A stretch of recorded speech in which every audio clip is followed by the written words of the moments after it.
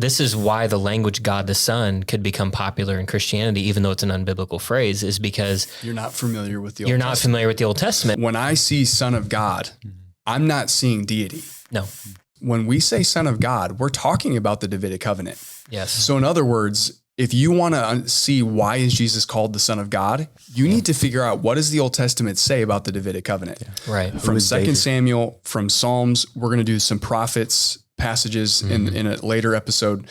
So when in Psalm 2, you read it, when God says, I have set my king and he's called my anointed. And then you do get to the baptism of Jesus and it says, this is my beloved son, going back to Psalm 2. What happens? The Spirit comes down upon Jesus. That's not, as you guys have said, that's not another member of the Trinity.